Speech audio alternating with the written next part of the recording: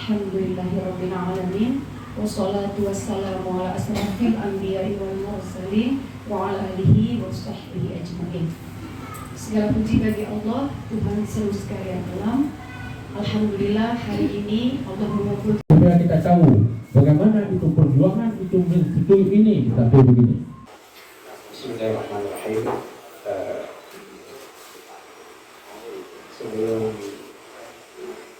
kami nanti atau Bapak Ibu sebagai pengurus komite 4 pada Aceh untuk saya sampaikan naskah pelantikan pengurus komite. Dan sebelumnya kami ingin bertanya,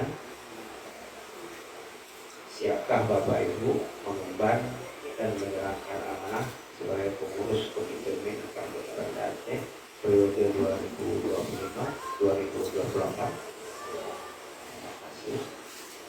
Bersediakah Bapak Ibu menjadi pelayan publik bagi MIN 4 Kabupaten Aceh? Terima kasih. Ucapkanlah kata-kata berikut ini. Bismillahirrahmanirrahim. Asyhadu an la ilaha illallah wa asyhadu anna Muhammadar Rasulullah.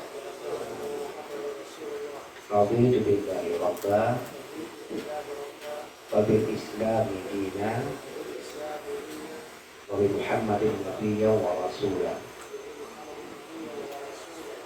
Assalamualaikum warahmatullahi wabarakatuh. Hamdan wa syukurillah, salatu wa salam ala Rasulillah wa ala alihi wa sahbihi wa mawala, la haula wa la quwwata illa billah.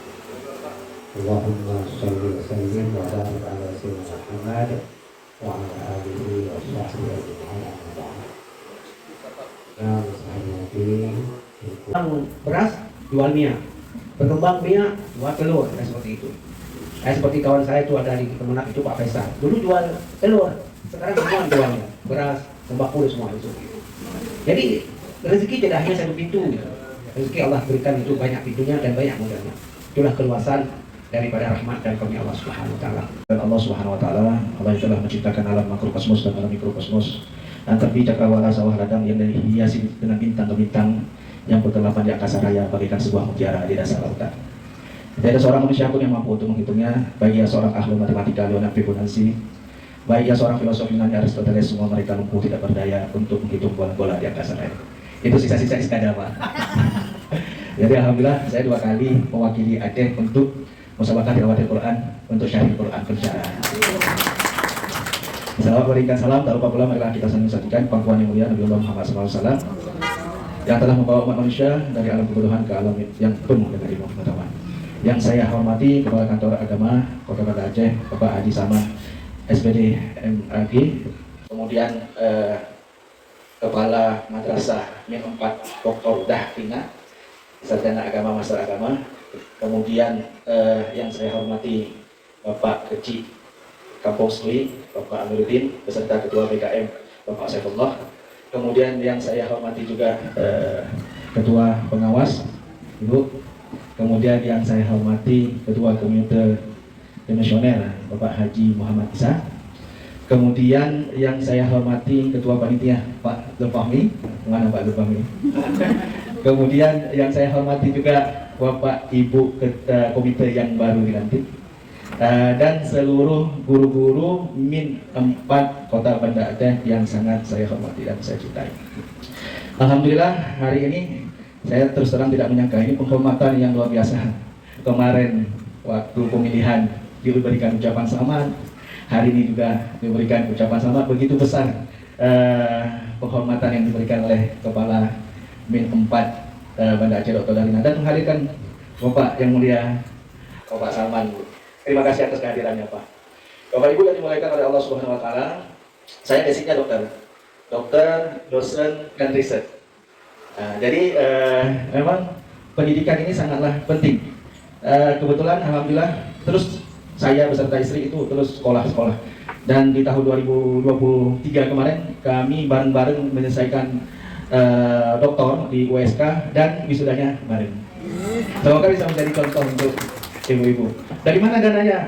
Dananya kan banyak, begitu banyak beasiswa yang bisa kita dapatkan. Ya, jadi pengalaman itu, kemudian pengalaman riset saya di bidang kesehatan, di bidang herbal untuk anak-anak yang stunting, ibu-ibu. Nah, kalau saya riset saya sendiri di S3 itu di bidang untuk antibiotik. Jadi ibu bapak, karena basic saya menjadi seorang pendidik, maka saya pernah berkata kepada istri saya, kebetulan sama kita Pak, saya selalu didampingi oleh istri, nggak bisa kalau nggak didampingi. Jadi sesibuk apapun kami, kalau ada agenda-agenda, sesempat apapun kita bersama. Jadi Bapak Ibu yang dimulaikan oleh Allah, dan untuk menciptakan anak-anak yang jenius, ini kan masa-masa masa usia 6 tahun sampai 12 tahun itu adalah masa-masa emas Bapak Ibu.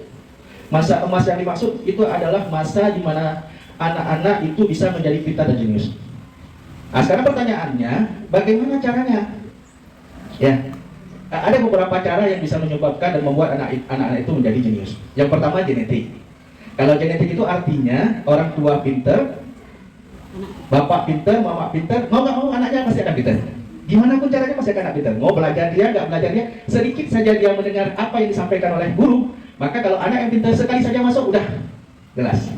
Tapi kalau anak-anak yang orang tuanya, maaf, saya tidak menggunakan kata bodoh, tapi kurang, maka anaknya itu mau 10 kali diajarkan agak sulit.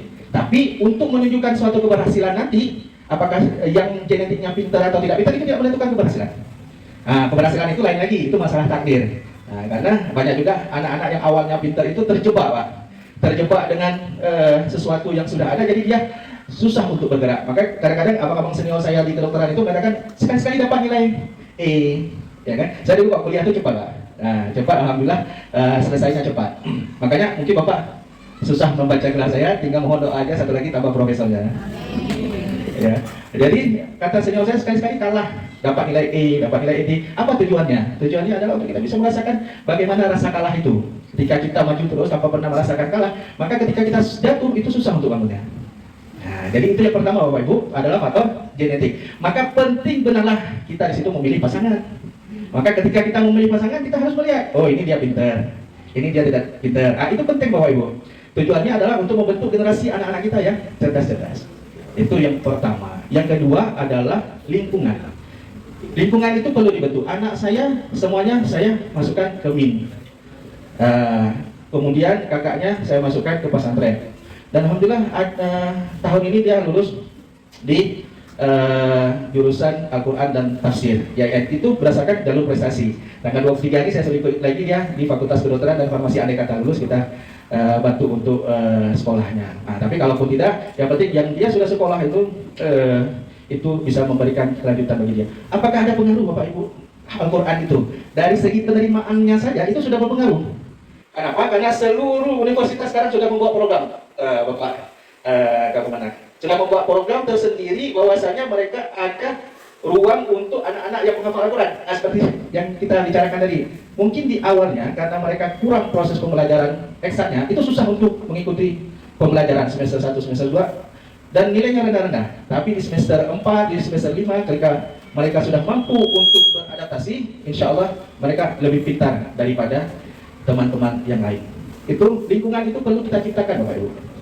Maka nanti insya Allah saya akan membantu, paling tidak kalau dari segi kesehatan saya bisa memberikan ruang Bu Darina untuk memberikan edukasi. Nah, nanti kalaupun misalnya ada seperti pesan Bapak tadi, kita buka yang tahfiz, kemudian kita undang guru-guru tahfiz selain guru-guru di sini, nanti kita akan beri ruang juga, karena itu akan berpengaruh. Anak-anak yang awalnya memang otaknya itu dikembangkan dengan Al-Quran, maka dia akan berkembang terus. Mungkin kita pernah lihat beberapa televisi itu Najah, ya itu cerebral palsy Bapak Ibu, ya kan, cerebral palsy. Jadi tapi kenapa dia bisa menghafal? Nah, jadi di otak kita ini ada yang disebut dengan neuron. Nah, kalau komputer itu, kalau saya sering mengajarkan mahasiswa itu neuron itu neuron, cahaya hidup. Jadi ketika kita menghidupkan, cahayanya hidup. Saya ibaratkan seperti lampu. Ketika kita klikkan stringnya, maka sebuah lampu akan hidup. Nah, begitu juga otak kita. Otak kita ini ada neuron itu berjuta-juta. Jadi ketika dia rusak, ketika lahir karena kelumpuhan, maka dia tidak mengganggu memori-memori yang lain. Nah, jadi kalau saya takut Bapak Ibu. Nah, tapi kapan kita lakukan? Kita berikan pendidikan itu ini pada saat usia mid 6 tahun sampai dengan 12 tahun. Ya, karena ini adalah masa-masa emas anak-anak belum kacau pikirannya. Ya, masa-masa emas untuk kita memasukkan ilmu apa saja bisa kita masukkan. Tapi dengan syarat apa kita paksakan. Nanti dia akan memilih jalur dia sendiri. Ya, begitu Bapak Ibu yang terhormat. Dan yang terakhir mungkin ada pengaruh itu adalah makanan. Nah, sekarang pemerintah sedang memprogramkan makan bergizi. Ya, sebenarnya kalau kita lihat makan bergizi itu apa sih Bapak Ibu? Adakah pengaruh makanan yang kita makan ini untuk pola pikir? Ada Bapak Ibu? Ada. Sekarang makanan yang kita makan itu dalam bentuk apa? Apakah karbohidrat, protein, atau lemak? Kalau saya boleh bertanya kepada Bapak Ibu, makanan yang seperti apa yang bisa mencerdaskan otak? Apa? Protein. Karena di protein itu adalah ada asam aminonya. Asam amino itulah yang mencerdaskan otak anak-anak kita. Nah, sekarang pertanyaannya dari mana? Dari mana asam amino itu? Dari ikan, daging. Kemudian, ini sekaligus pemahaman nanti pulang nggak bisa dipraktekkan. Ya, kalau yang paling sederhana, kalau mahal itu kan seafood itu kan mahal. Kalau ayam, terutama dada ayam. Kemudian kalau daging, ya. Kemudian kalau yang murah-murah aja kita bicara Bapak Ibu ya. Telur putihnya, ya. Kemudian tempe dan tahu. Jadi jangan salahkan nanti kalau misalnya ada makan gizi itu kok tempe tahu, itulah sebenarnya program bergizinya. Ya, program bergizinya yang memberikan anak-anak itu adalah tingkat proteinnya, kecerdasannya akan meningkat. Dan ini mungkin pengalaman saya nanti yang akan saya bagikan kepada seluruh terutama anak-anak di MIN 4 Kota Banda Aceh. Dan saya tidak menyangka sama sekali terpilih menjadi komite Pak. Sama sekali saya nggak menyangka. Karena awalnya saya memasukkan anak saya karena biar dekat sama kakeknya, biar bisa selalu bersilaturahmi. Tapi Allah menakdirkan saya untuk menjadi komite karena saya berpikir, ya Allah, di usia 40 tahun ke atas ini semua sudah saya lalui. Jadi bagaimana pengabdian saya